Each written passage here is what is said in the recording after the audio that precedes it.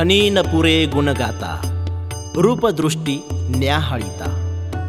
बरवा बरवा पांडुरंग, कांती सावळी सुरंग. सकळ मंगळांचे सार, मुख सिद्धींचे भांडार.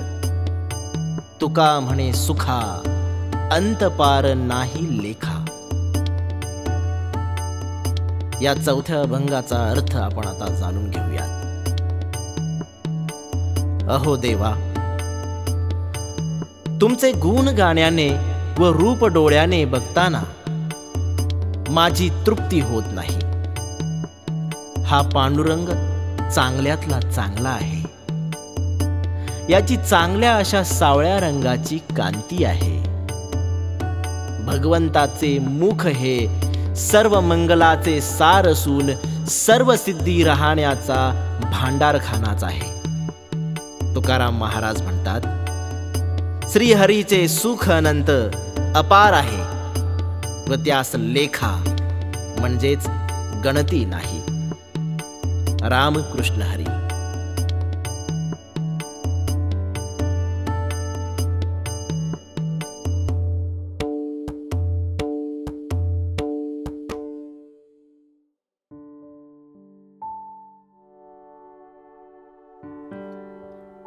राहो आता हेची ध्यान, डोळा मन लंपट.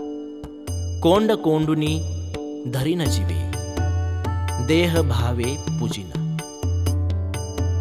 होईल येणे कळसा आले, स्थिरावले अंतरी.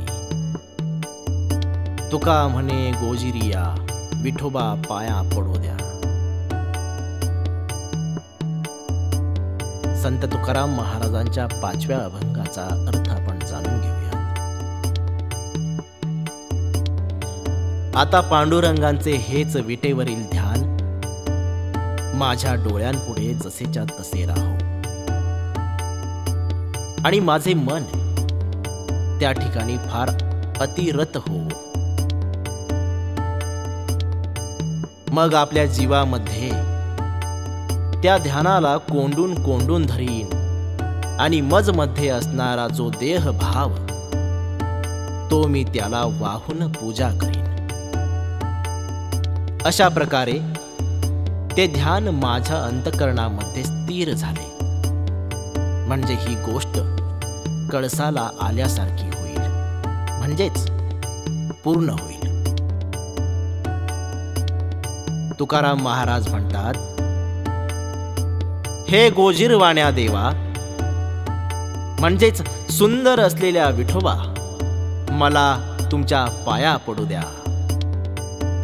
रामकृष्ण हरी.